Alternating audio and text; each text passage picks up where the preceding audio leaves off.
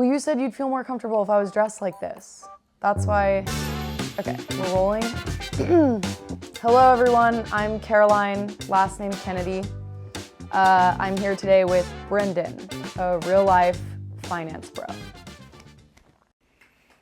guess you can call it that. So I did dress like this to make you comfortable, but if you're okay, I'm just gonna... Okay. Perfect.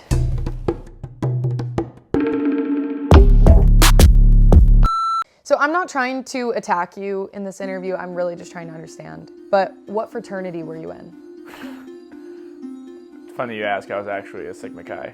Are you just making up sounds, or is that a real...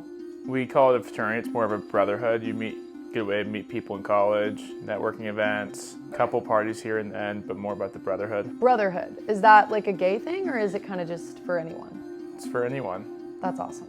I support gay people, I just want to make that really clear. I do as well. Thought this was an interview about my career. In your opinion, why is there a fraternity to finance pipeline? I don't know, that's a good question. I mean, I think it has something to do with kind of the sadistic nature of a fraternity. Like, you get used to the self-flagellation, you're getting beat, you're getting whipped, you're touching other guys' wieners, maybe you're doing cocaine with guys in the bathroom, and you're like, I want to continue this for the rest of my life. I think you have a different view of fraternities than But an accurate view of finance? I would say that doesn't relate to finance or fraternities. Okay, so that's how we know you're lying. But we'll just keep going. I'm gonna name a person and you say if you would let them be a brother at your frat. Let's do it. Jack Black. Yes, for sure. Michael B. Jordan. Yes. Jordan Belfort. Yeah. Really? Telling.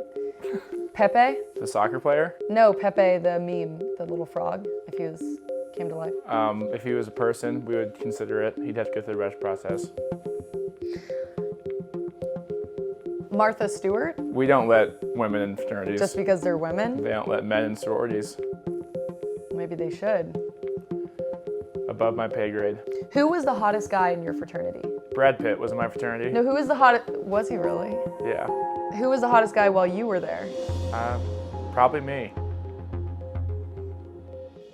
I have a hard time believing that. Look, I'm just trying to understand, because they say those who can teach, those who can't do finance. So what can't you do? I've never actually heard that. Okay. I like to think of myself as a teacher and a good leader, but... Like, did you go into finance because you weren't able to get a real job? Yeah, you could say that. Okay. Thank you for being honest. When you were a little kid, what did you want to do? I wanted to play professional football, and then after that was professional basketball, but I didn't have the athletic gift set. Yeah. Nope. Though you are pretty tall. How tall are you? 6'6" on a good day. Okay. That's really exciting. Can you just explain in very clear terms what it is that you actually do? So I value commercial real estate properties. I look at my computer in Excel with the little rows and type in a bunch of different numbers and model them out essentially. Okay. And hop on phones with clients. Like, I'm just gonna be honest, it sounds fake. Like, it just sounds like you're making up a bunch of words so that regular people think you're doing something important. Is that true, or? I wouldn't say so. Commercial real estate's one of the biggest assets in the United States, brings in a lot of revenue. Okay. Get all the office buildings downtown. People have to live somewhere. Right. We actually help the community by developing affordable housing. There's a housing shortage across the United States. I guess on the other hand, you know, I don't want to be so negative. People in finance could be seen as the most critical piece to our society because they kind of keep the economy running, usually. I don't know if you've like been on vacation recently or something. But... I was in Cabo about a month ago, but... Okay, so there it is.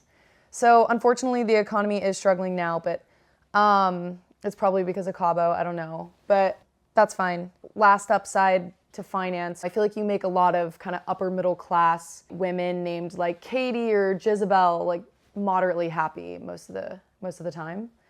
So that's really awesome. Thank you for serving that population of women.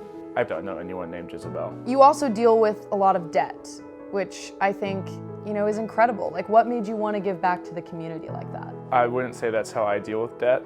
I wouldn't consider it giving back to the community, but You're sometimes... not, like, paying off people's debt who need help? No. Oh, wow. So you're causing people to go into debt. If you could look at it that way, yes. Okay. Do you have a side hustle currently? I do not. I spend too much time at my current job trying to learn as much as possible. Okay. Do you? You know, I've been thinking about getting into the service animal industry a little bit. Anything can be a service animal now. It's kind of crazy. I used to work at this restaurant and this guy came in one day and he was like, hey, can I bring my service animal in? And I was like, okay, what kind of animal is it? And he was like, it's my wife. And I was like, your wife isn't an animal. And he's like, well, what is she, a plant? I was like, damn, all right. I mean, I guess she is an animal, okay. What service is she providing you? He cued her in, she walked in, she had a t-shirt that said service pussy. I just thought, how could I get in on that? You know what I mean? So I said, come on in, she's welcome here. We welcome service pussies here. And the industry is only growing bigger and bigger. So I've been looking for opportunities to get involved, like as a service pussy or just as something else, like kind of tangentially related, but hasn't quite happened yet, but I'm open to opportunities. Okay. Yeah. It's an amazing story. It's really inspiring. Inspiring. I don't know anyone looking. I'm not looking, but best of luck in your future endeavors. Thanks. Do you usually do coke in the morning or do you wait till midday? I don't condone drug use. Me neither, unless it's straight off of an asshole. Like a butthole. Do you know what a butthole is? I'm familiar, yes. You are familiar with buttholes. Are you very familiar or just like... I had a 5th grade class that went over the anatomy of the human body. Okay, so everyone kind of took a turn showing off theirs, or? I think we went to very different grade schools. I've seen a lot of buttholes, and in every interview I bring this up, I like to make sure that everybody knows what a butthole is. I think it's really important to be on the same page. What is equity? Hard equity would be having money in a deal or ownership of a deal. When will women have equity? Women, I think you mean equality. Exactly. It depends who you ask. I fight for it every day. Thank you so much for saying that. So I've once dated a man in finance, and full disclosure, he had a raging boner all the time. He said that's what motivated him every day. You know, our finance bros just walking around with hard-ons all day long. No, everyone has their own motivation and what drives them. Okay, so it's not a raging boner for most people. Not for anyone I know, at least as far as I know. Yeah, well, they probably wouldn't tell you that now, would they? I assume Mr. that's a fair Judgmental. point. Why do you think it's so trendy to be poor right now? I wouldn't call it trendy. I would just call it the state of the economy. Some people aren't fortunate as others and go through hard periods. Gas is expensive, groceries are expensive. Then explain brokers. These people are walking around saying, I'm a broker, I'm a broker. They're so proud of it. Is it like an extension of minimalism? You know, they're kind of showing off that they can live with so little. A broker is someone that brokers deals. I think the one you're referring to would be a commercial real estate broker, selling a property, brokering it to someone else. Can also broker other deals and transactions. Okay. What is the craziest thing you've ever done for money? I don't think I've done anything that crazy for money. My job, I suppose. Do you want to hear what mine is? Yeah, I'd love to. I found this Craigslist listing that said, I'm looking for somebody to sneak into my house in the middle of the night. Go up the stairs, second door on the left. Bring little round spherical, like eggs or oysters, like something round and spherical. You could even, it said like pink, that's okay too. Pelt them at my son. Wear a mask and leave. Do this every night for 2 weeks and then come back every year and do it for... How old is the son? 2 or 3 when I started. But you know, by the time I ended, he's 22. This has been going on a long time, and let me tell you something, this is the only reality he knows. It's all he knows. His dad wanted to get him ready for fraternity hazing from day one. He's like, I want my son to have that dog in him. You know, I want him to have that dog in him. I hope you got paid efficiently. I got paid just gratuitously, honestly. $2,000 an egg, so. Wow, Yeah. I'm not sure that would really prepare you for fraternity life, but his father must have a skewed opinion. Yeah, his father's been through some stuff. You don't understand what a man like this has been through. I genuinely do not. I have a business idea, and I was curious if you would tell me if you would fund it. I'm always open to new investments. What is something that men show off and women can't look away from? I don't know the answer to that. A ball sack. I want to create pants that emphasize the moose knuckle.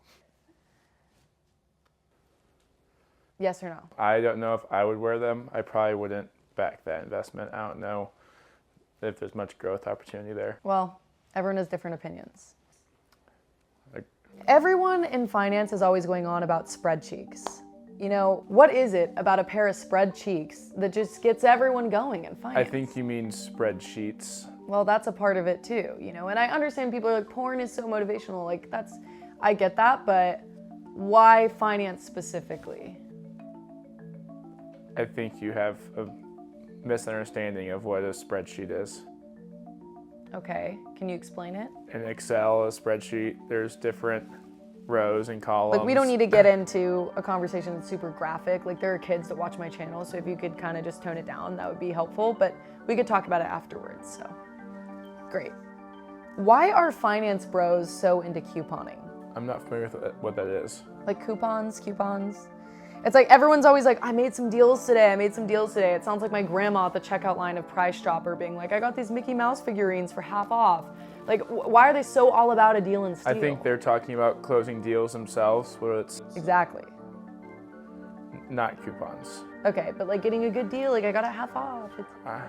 No, different deals. I've actually never used a coupon. Well, aren't you fucking special? Okay, Have you ever taken a finance class? a what? College, finance, high school works too. I'm an autodidact. That means I taught myself. So no, I don't associate with other people in formal settings. When you throw eggs at that young That's child. not, it's very informal. I can wear anything I want, as long as my face is covered. I've been working on becoming a finance bro myself, just kind of in my own way. I wanted to share with you a few principles I've come up with and you can tell me what you think about them. Okay, could you teach yourself, what's that called again? I'm an autodidact. Yeah. That's right. Thank you for remembering that. Number 1, always have a side hustle. Are you alive? You've got blood you can give. You've got organs you don't even need. Could you live without legs? Yeah. Plus, you'll be smaller, half your current size, requiring less food for survival, which means what? Spending less money. So if you're not selling every part of you for profit, well, you know what they say. If you're not making money, you're losing money. They do say if you're not making money, you're losing money, but I don't know if that's the way I'd go about it. I personally enjoy both my legs. It helps me walk to client dinners. You could wheel there. Less efficient. Okay. Nothing wrong with people in wheelchairs or anyone handicapped. Right. Have you done the analysis on your extra healthcare costs versus what you'd be saving? I don't know anything about that. Maybe look into that before you donate your legs and organs. I don't know why you have to be such a downer. Number 2, one man's trash is another man's treasure. If your kid's guinea pig dies, you rip it apart and you sell its organs for money. I've done it before and I'd do it again.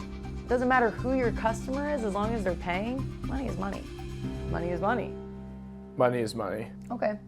The last thing I want to leave you with is a story. This is something that I think just says a lot about how people should be parenting their kids to be better with money. Rich Dad, Poor Dad, great book. Who? Rich Dad, Poor Dad. It's a great book about personal finance and saving money. Are you promoting something here? Did you write this book? I did not, unfortunately. All right. Well, it's not really about that. Okay, a friend of mine wanted to teach her daughter about personal finance. So she gave her a weekly allowance. But of course, every week, tragedy strikes. She might get robbed. There might be a recession. She might get fined for something. There might be a death in the family, and guess who has to pay for the funeral costs? Little 3-year-old Sammy. She's learned each week that nothing is safe. Your money's not safe unless you're investing it. She hasn't gotten the hang of it. Every week she's like, I want my money. She's 3. You know, I think that's a goddamn good life lesson for anyone who's watching this video. Well, technically, your money's never safe. Make sure you're having smart investments, good returns, and safe, low risk. 3 might be a little young. Yeah, but she needs to know. Like, you think you have money saved up this week? Guess what? You just got robbed. I didn't know 3-year-olds got robbed that often. Does she live in Chicago? Happens a lot. Yeah, she does. Overall, how do you think this interview went? Are you happy with? I think you should do a little more research on finance bros. Are you telling me to go sleep with people? Absolutely not. Thanks for coming here today anyway, even though you had a horrible time, I guess. I had a great time. Thank you for letting me share the entertaining world of real estate finance. Whatever. Okay, bye. And this is the only reality he knows. It's all he knows. And his dad. We don't let women in fraternities. Because they're women.